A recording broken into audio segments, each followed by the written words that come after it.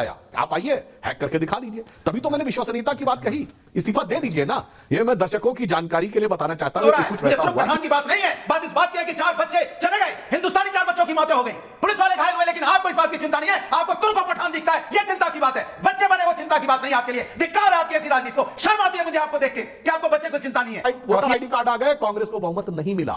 जब से सीसीटीवी आ गए बहुमत नहीं मिला। और मैं अपना बताना चाहता हूं, मेरी अर्लीस्ट मेमोरी में 1985 का यूपी का विधानसभा चुनाव कोई जाके चेक कर ले, पूरे यूपी में 38-40% के आसपास वोटिंग हुई थी। अमेठी में 90% से ऊपर हुई थी, कई बूथों में 97% वोटिंग हुई थी, और अखबारों में यहां तक आया था कुछ बूथों में तो 100% ज्यादा वोटिंग हो गई।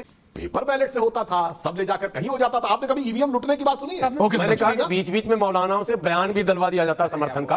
अच्छा, ऐसा भी परंपरा बहुत पुरानी थी, बहुत पुरानी। अनुराग भदौरिया, ये बताइए, यूपी की अदालतों में धमाके हुए थे 2007 में, उन आतंकवाद के आरोपियों को छोड़ने वाले मौत की राजनीति नहीं कर रहे थे। धमाके में तो आदमी मरता नहीं था। जयपुर ब्लास्ट हुए और मुंबई के ब्लास्ट के लोग आजमगढ़ में पकड़े गए, उनके घर पे जाके किसने सिलसिला किया था? समाजवादी पार्टी के लोगों ने। ना, उसमें कोई मौत थोड़ी होती है। आतंकवाद गोलियों को छोड़ने से सीने में झेलने के लिए आए थे, और उसके बाद उनके मेडल लौटा दिया उन लोगों ने, क्योंकि अफजल गुरु को फांसी नहीं हो रही थी। पर सोनिया गांधी की आंख में आंसू नहीं आए। बटन तब नहीं आई थी जब मुख्तार अंसारी को टिकट देते थे, शर्म तब नहीं आती थी जब अतीक अहमद को टिकट देते थे। द डिबेट रूम में आप सभी का स्वागत है। तो चलिए आज के देखने वाले हैं कि आज के एंकर है ऐश्वर्या कपूर, साथ में है सुधांशु त्रिवेदी और अनुराग भदौरिया हो गए, और साथ में 2 वरिष्ठ पत्रकार सतीश सिंह और पंकज शर्मा, और साथ में एक मुस्लिम स्कॉलर हो गए आपका हाफिज गुलाम। जैसे कि हम लोग जानते हैं कि अगर विपक्ष के लोग कहीं से अगर जीतते हैं तो वहाँ पे सब कुछ ठीक ठाक रहता है। अगर मान लिया जाए अगर उनका कहीं से हार होता है तो फिर ईवीएम हैक हो गई है, तो ईवीएम बेवफा कहलाता है उनके अनुसार से। जैसे आज उसी पर चर्चा हो रही थी, और किस तरह से सुधांशु त्रिवेदी ने सभी को करारा जवाब दिया अनुराग भदौरिया को, आप इस वीडियो में देखेंगे। राहुल गांधी तो यहाँ तक कि न्यायपालिका को भी नहीं छोड़ा। अगर उनके हक में आए तो न्यायपालिका जिंदा है, अगर उनके हक में नहीं आए तो न्यायपालिका का तो मर्डर हो चुका है। भाई न्यायपालिका है ही नहीं भारत में उनके अनुसार। तो चलिए आज का डिबेट देखते हैं, और हाँ, इस चैनल को सब्सक्राइब जरूर करें। हम आपके लिए इस तरह के इंटरेस्टिंग डिबेट लाते रहेंगे। तो इस तरह के डिबेट्स को देखने के लिए वीडियो को लाइक जरूर कर दें, शेयर जरूर कर दें, और हाँ, आप कहाँ से देख रहे हैं कमेंट करके जरूर बताएं, ठीक है? और साथ में सब्सक्राइब जरूर कर लें। इलेक्शन नहीं, एसी में रहते हैं तो भाजपा वाले क्या झोपड़ी में रहते हैं? झोपड़ी में तो केजरीवाल जी भी नहीं रहते हैं। अलग बात। सुधांशु जी, जब बेइज्जती है कोई नहीं रहता। मैं अनुराग जी आ रहा हूं, इसके बाद आपके पास बताना चाहूंगा, जो हाफिज साहब ने जो इल्म दिया, देखिए हाफिज साहब ने जो इल्म दिया वो भदौरिया जी को न समझ में आए, पर वो सतीश सिंह जी को भी रोशनी नहीं दे सका। इस पे मुझे थोड़ा आश्चर्य है। मतलब हिंदी में कह दूं कि हाफिज साहब ने जो ज्ञान का प्रकाश दिया, उस प्रकाश की किरणें यदि भदौरिया जी तक न पहुंचे, पर सतीश सिंह जी जैसे विद्वान और प्रबुद्ध व्यक्ति को न समझ में आए, तो मुझे बड़ा आश्चर्य लगता है। आपने बात कही जीवीएल नरसिम्हा राव की, बिल्कुल सही बात है। चीजें जब उठती थी तो ये विषय उठता था। क्या उस समय इलेक्शन कमीशन ने हैकाथन आयोजित किया था? हाँ, अब बताइए, इलेक्शन कमीशन ने हैकाथन आयोजित किया, सबको आप बुलाया, आप आइए हैक करके दिखा दीजिए। तभी तो मैंने विश्वसनीयता की बात कही, इस्तीफा दे दीजिए ना। ये मैं दर्शकों की जानकारी के लिए बताना चाहता हूं। ये कुछ वैसा हुआ कि आप गए, आपने बैंक से पैसे निकाले, कुछ पैसे आपके हाथ में, कुछ दूसरे के हाथ में। अब आप क्या कह रहे हैं कि जो नोट मेरी जेब में आ गया ये तो असली है, और जो उसकी जेब में चला गया वो फर्जी है। तो कहा जा रहा भाई दोनों दिखा दो। ना, दोनों नहीं, जो मेरी जेब में आ गया वो नोट तो असली है, और जो उसकी जेब में चला गया वो फोरफीट करेंसी है। अरे भाई, दोनों एक ही बैंक से निकले हैं। अगर शक है तो दोनों अपने अपने नोट दे दो जमा करने के लिए। दूध का दूध, पानी का पानी हो जाएगा। नहीं, वो सिर्फ उसका चेक करो, मेरे पास जो आ जाता है वो तो सही रहता। मुझे लगता है इस प्रकार के जो तर्क दिए जा रहे हैं, और मैं और आपको इस विषय पे प्रकाश डाल देना चाहता हूं सतीश जी, ये सिर्फ इलेक्शन कमीशन के लिए थोड़ी कहा जा रहा है। पिछले साल मार्च में ही तो इंग्लैंड में जाकर क्या बोले थे Rahul Gandhi ji? Democracy in India has finished, खत्म हो गई है। तो उनसे पूछा गया आप जुडिशरी के लिए भी करें? Yes, all the institutions have been taken over. यानी उन्होंने कह दिया कि न्यायपालिका भी पूरी तरीके से प्रभाव में आ गई है, डेमोक्रेसी खत्म हो गई है। और जब उसी न्यायपालिका ने उनकी सदस्यता बहाल की, ये लोकतंत्र की विजय है। जैसे ही उसी न्यायपालिका ने हमारे खिलाफ जजमेंट दिया इलेक्टोरल बॉन्ड में, ये लोकतंत्र की विजय है। उसी न्यायपालिका ने केजरीवाल जी को छोड़ दिया, ये लोकतंत्र की विजय है। अरे भाई, आप तो न्यायपालिका को तराजू पर तौले हैं। तो यहाँ पे ऐसी कौन सी खास बात है जो आप कहने का प्रयास कर रहे हैं आप लोग? इसीलिए मैं कहना चाह रहा हूं, जो हाफिज साहब ने कहा है जरा इस पे गौर फरमाइए। और जो आपने कहा ना इलेक्शन, वोट, मैनेजमेंट, और अगर आप यह बात कह रहे हैं धरती पे जाके काम करिए, मगर अफसोस क्या है, मैं पुनः कहना चाहता हूं, ये पुरानी मानसिकता में फंसे रहना चाहते हैं। चंद जातियों का समीकरण बनवाओ और उसका कुछ हार्डलाइनर मुस्लिम के साथ कॉम्बिनेशन बनाओ, 2-4 बयान दो और बयान दे के माहौल बनाओ और उतने से हम जीत जाएंगे। ऐसा नहीं होता। आपको मैं कहना चाहूंगा कि साहब गुजरा हुआ जमाना आता नहीं दोबारा, हाफिज खुदा तुम्हारा वो दौर। और मैं एक लाइन और कहना चाहता हूं, जब जब इलेक्शन के रिफॉर्म हुए कांग्रेस ने अपोज किया है। टीएन शेषन ने 1993 में लागू किया था वोटर आईडी कार्ड, और इन्होंने तुरंत इलेक्शन कमीशन को 3 कर दिए थे, 1 के बजाय 3 कर दिए थे, और चीफ इलेक्शन कमिश्नर होने के बावजूद कहा था बहुमत से निर्णय होगा।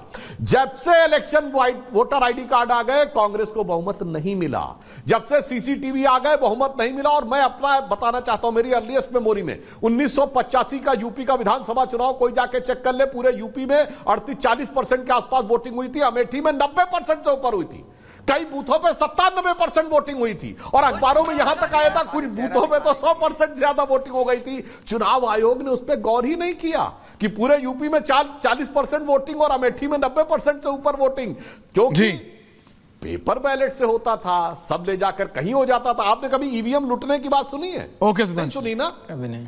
पेपर बैलेट बॉक्स लूटे जाते थे, तो बता दीजिएगा। इसलिए मैं कहना चाहता हूं, हम किसी का पक्ष नहीं ले रहे, हम कह रहे हैं आपके दिल में अगर है तो ईमानदारी से आ जाइए। अनुराग भदौरिया, प्रोसेस से हमें कुछ नहीं चाहिए। नहीं, आपने बहुत बात की सरवर साहब, ईमानदारी से सिर्फ एक शब्द बोलना चाहते हैं। सरवर साहब क्या बोला था आपने? मैंने कहा कि बीच बीच में मौलानाओं से बयान भी दिलवा दिया जाता समर्थन का।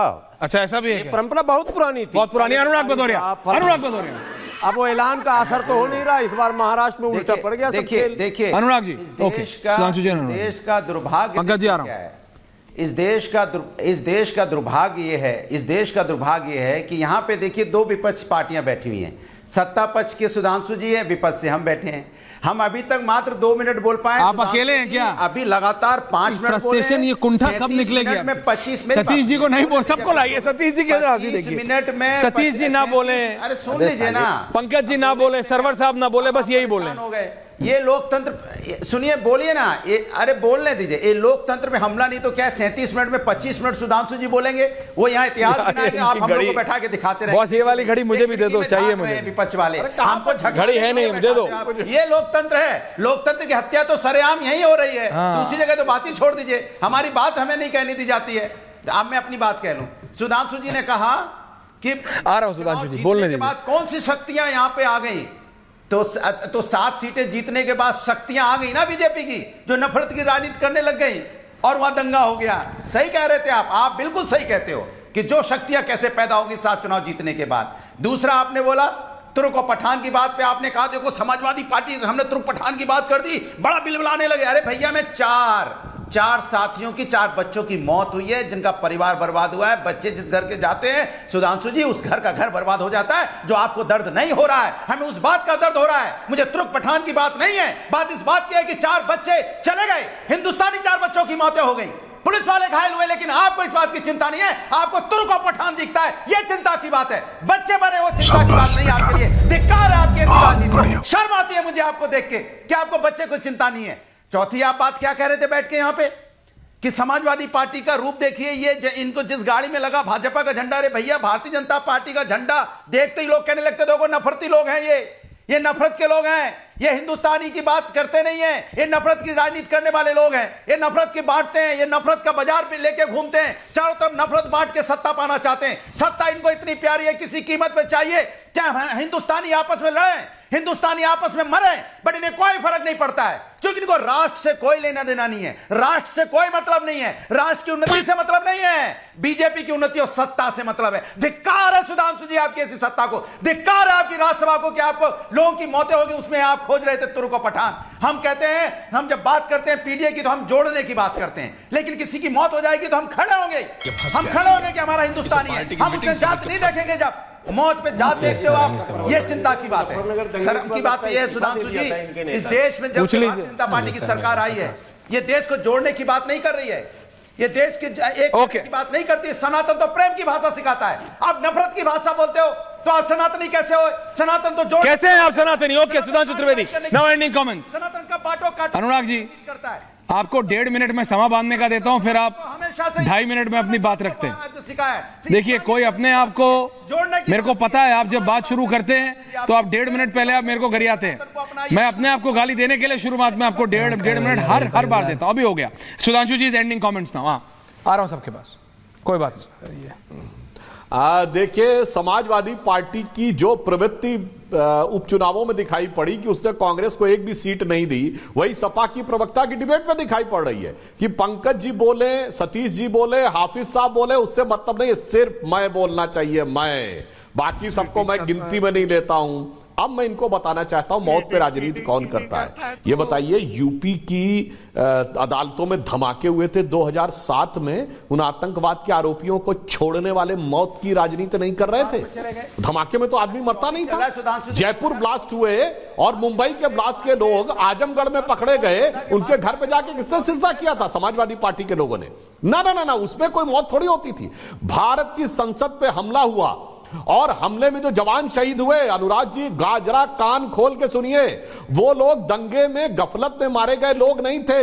वो अपना सीना सामने रख के आतंकवादियों की गोलियों को छोड़ने से सीने पे झेलने के लिए आए थे, और उसके बाद उनके मेडल लौटा दिए उन लोगों ने, क्योंकि अफजल गुरु को फांसी नहीं हो रही थी।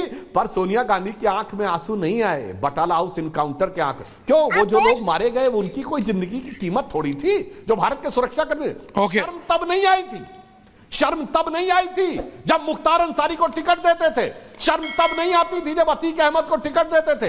शर्म तब नहीं आई जब हाई कोर्ट ने आपको फटकार लगाई और जो आपने केसेस विड्रॉ किए थे आतंकवाद के आरोपियों से वापस लेने पड़े। इसलिए मेरा मानना है, मेरे भाई लाल टोपी लगाते हैं, जरा अपनी चेहरे की लाली देख लीजिए। आपने तो ऐसे शर्मसार करने वाले काम किए कि आपके लिए बोला जाए तो लाली मेरे लाल की जिद देखूं तित लाल, और लाली देखन मैं गई मैं भी हो गई लाल। मेरे भाई, आपका तो मुंह शर्म से लाल रहना चाहिए, उसके बाद किस बेशर्मी से आके आप यहाँ पे बोलने लगे। पंकज जी, इस पे मुझे बड़ा आश्चर्य लगा। अनुराग जी, रिलैक्स।